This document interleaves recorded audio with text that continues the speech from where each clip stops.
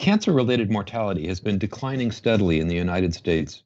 Treatment advances have reduced death rates for some cancers, but most of the reduction in mortality can be attributed to efforts related to cancer prevention and early detection. I'm Stephen Morrissey, managing editor of the New England Journal of Medicine, and I'm talking with Richard Schilsky, Chief Medical Officer and Executive Vice President of the American Society of Clinical Oncology, and a member of the journal's editorial board. As part of the journal's series in honor of the 50th anniversary of the Institute of Medicine, now called the National Academy of Medicine, Dr. Schilsky has co-authored a perspective article about progress in preventing and treating cancer. Dr. Schilsky, the first milestone you mentioned in your article is the passage of the National Cancer Act of 1971. What did cancer research and treatment look like before that point? Well, scientifically, it was still fairly primitive. We didn't have a good understanding of the causes of cancer or the factors that contribute to its progression and spread. We had very limited understanding of the risk factors for cancer. Of course, by 1971, the Surgeon General's report had been issued regarding the link between tobacco and cancer. That came out in 1964. So we knew something about tobacco as a risk factor, but we didn't know a lot about genetic risk factors for cancer as we understand today, or infectious risk factors for cancer as we also currently understand. And cancer treatment back in the 1970s and prior to that was really quite primitive by today's standards. There was very little available in the way of systemic therapy for most solid tumors. Cytotoxic chemotherapy, which had been already introduced for the treatment of leukemia, lymphoma, and other hematological malignancies, really wasn't being widely used yet in the treatment of most solid tumors. And what was most commonly used, at least in diseases like breast and prostate cancer, were hormone-related therapies. So it was a very, very different landscape from the way it is now 50 years later, both with respect to understanding risk factors for cancer, understanding cancer biology, and then having a wide array of highly specific cancer treatments that are far more effective than what we had 50 years ago. So how did the National Cancer Act change the kind of research that was being conducted? Well, what the National Cancer Act did really was to focus the nation's attention on cancer. And it created the NCI-designated cancer centers, which are typically based in academic medical centers, and bring together experts from across all aspects of cancer research and treatment into a focused and multidisciplinary effort in cancer discovery, translation of discoveries into clinical applications, and then a broader effort to understand how various risk factors for cancer or other cancer control strategies can be applied in the population. So the National Cancer Act elevated the primacy of the National Cancer Institute as the leading institution in a national cancer program. It provided dedicated funding to the National Cancer Institute separate from the NIH budget, and it provided authority to the director of the National Cancer Institute to directly submit a budget proposal to the Congress, bypassing the usual process of budget development in the administration, in which the NCI director could lay out the needs and the opportunities for the country with respect to cancer research and how to best address a problem of cancer in the population. So it was really a very seminal event that really galvanized and focused the efforts of the scientific community on cancer. So looking specifically at risk factors, how has our understanding of the conditions, behaviors, exposures that affect cancer risk changed over the past 50 years? Well, we've come to understand a lot, and I would sort of bucket our understanding of risk factors into three broad areas. One, of course, is genetic risk factors for cancer. And so in the last 50 years, we've identified a number of cancer susceptibility genes that we now understand to run in families and that account for a small proportion of cancers overall. But in the families in which those gene mutations are common, like BRCA1 and BRCA2, they are accompanied by a high risk of developing cancer in the affected individuals. Secondly, we've come to understand that a significant fraction of cancers, perhaps 20 or even 25%, are related to infectious etiologies. So we know now that, for example, human papillomavirus infection is related to cervical and oral cancer. We know that hepatitis B virus infection is related to liver cancer. We know that Epstein-Barr virus infection is related to nasopharyngeal cancer. And of course, we understand now that even HIV infection is a risk factor for certain kinds of cancer, notably Kaposi sarcoma, although since we have very effective antiretroviral therapy these days, those risks have been greatly diminished. And then, of course, we have been able to link various environmental exposures or lifestyle choices to an increased risk of cancer. So foremost among those, of course, is tobacco use and its likelihood of increasing the risk of developing a number of different kinds of cancers, head and neck, lung, esophageal, pancreatic, bladder cancer, and so on.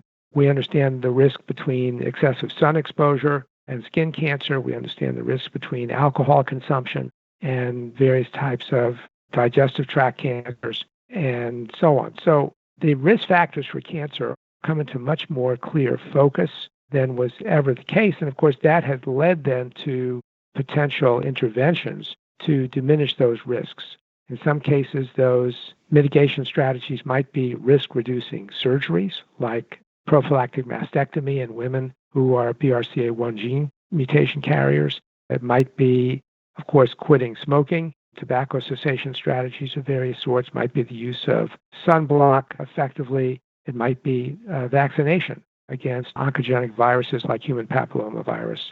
And all of this has also occurred on a backdrop of recognizing that early detection of cancer is associated with better outcomes. And of course, that has led to the widespread implementation of cancer screening strategies. So screening for cervical cancer, colorectal cancer, breast cancer, and even now lung cancer, where it's become clear from NIH-funded prospective randomized trials that low-dose CT screening for people at high risk of developing lung cancer can be effective in reducing lung cancer mortality. So I think it's largely these prevention and screening tactics developed over the last 50 years that have contributed to the substantial decline in cancer mortality that you referenced in your introduction. So the largest reductions in cancer mortality have been reported for tobacco-related cancers.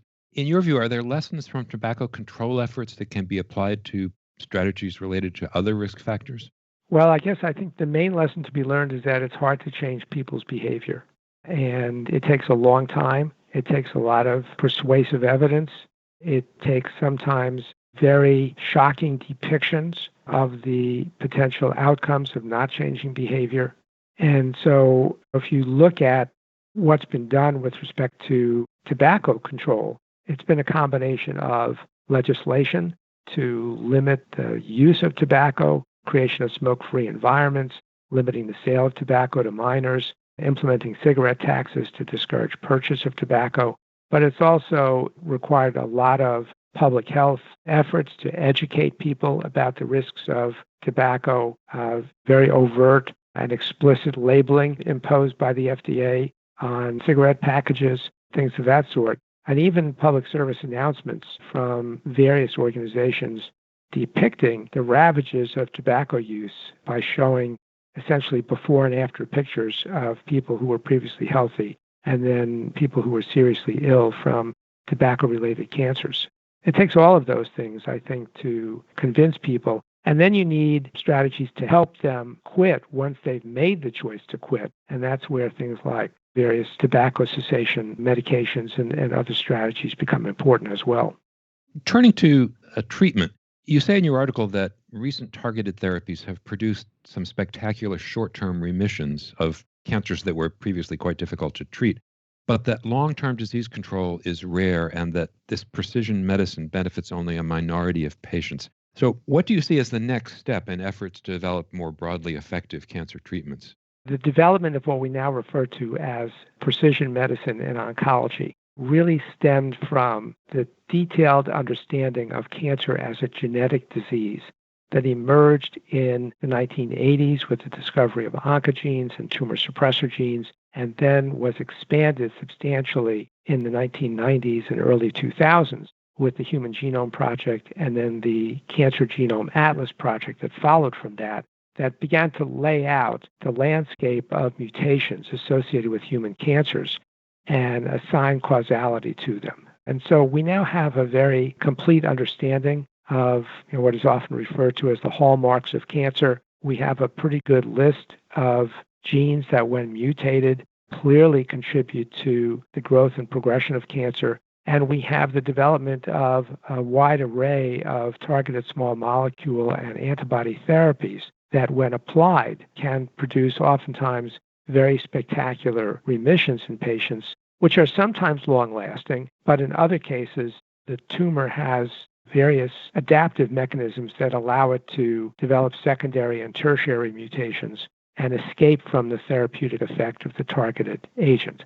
So that's what we mean in the article by the fact that remissions are sometimes spectacular, which they are, but often short-lived because, generally speaking, within 12 to 18 months of the application of a targeted therapy, resistant clones begin to emerge and the patient relapses from the treatment. Now, the good news to some extent is that as we have recognized the mechanisms that underlie the emergence of resistance, so, for example, the emergence of resistance mutations in tumors, it's been possible to then develop second and third generation targeted therapies that are effective once again in targeting those resistance mutations. But the same pattern tends to repeat, where over time resistance to those targeted therapies emerges and the tumor escapes from the therapeutic effects. So where are we going with that? One hope, of course, is to use multiple targeted therapies in combination that will either prevent the development of drug resistance or significantly delay it.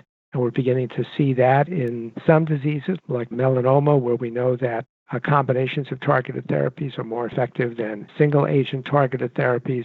And of course, what we've seen more recently, and has really excited our field, is the in-depth understanding of the immune system as it relates to cancer that has allowed for the development of targeted monoclonal antibody drugs that reverse the immunosuppression induced by cancers and, in a sense, unleash the immune system to much more effectively fight the cancer than any type of therapy we've seen in the past. And one of the exciting things about immunotherapies, of course, is that they work across multiple tumor types, so they're not necessarily specific to any particular tumor type. And although they don't work in every patient, when they do work, oftentimes they're associated with very prolonged remissions because the immune system has memory and the immune system is able to remain engaged in fighting the cancer over prolonged periods of time. So the challenge we have right now with immunotherapy, in this sense, is to figure out which tumors are the most susceptible and which tumors are resistant and why they're resistant, and then to develop strategies to overcome that resistance. Finally, you mentioned disparities in cancer prevention and outcomes in your article. What strategies look promising for improving access to care and quality of care for minority and rural populations? And why do you think the inequities continue to exist? So disparities in cancer care and outcomes is unfortunately persistent and even growing problem in our country. And we have data now over many years, for example, that African American patients don't obtain the same benefits of cancer treatment as white Americans do. We see other patient populations that are not able to access clinical trials, not even able to access reasonable standards of care. It's very clear that these disparities are not related to biological differences in the population. They're related to access to care. They're related to socioeconomic status. They're related to insurance coverage. It's interesting, we've seen data now presented over the last several years looking at the impact of expanding Medicaid, for example, following the passage of the Affordable Care Act, and showing that in those states that expanded Medicaid and therefore presumably made healthcare more accessible to people with low incomes, that in those cases, those individuals were able to access care more readily, had better cancer outcomes, and in some studies, the disparities in outcomes between low-income populations, oftentimes underrepresented minorities, and white patients disappeared. So it is certainly possible for us to address the problem. It's going to require, I think, good access to care for everyone who is at risk of developing cancer or has cancer. It's going to require ensuring that even in our most remote areas of the country, that we have well-qualified cancer specialists accessible to those populations, whether that's going to be by encouraging oncologists to practice in those regions, or whether it's going to be by providing access to oncologists through telemedicine services or other strategies. All of those things are being evaluated. But at the end of the day, whether someone who's living in a remote rural part of the country or someone who's living in the inner city and who has inadequate resources to travel to a major cancer treatment facility, it's the same problem. It's an access of care problem, and we really have to work hard as a country to solve it. There's a risk that disparities will get worse before they get better, because as our technologies that we are applying in cancer treatment become more sophisticated, and as our therapies are becoming more effective, they're also becoming more expensive, and to some extent are becoming less accessible to segments of the population. So we have to work hard to be sure that every cancer patient gets access to necessary testing to evaluate the extent of their tumor and the biology of their tumor. We have to be sure that every patient gets access to the best possible therapy options for their cancer. And that's going to require a lot of work through our political process to ensure that all patients have adequate insurance and can access the care they need when they need it. Thank you, Dr. Schilsky.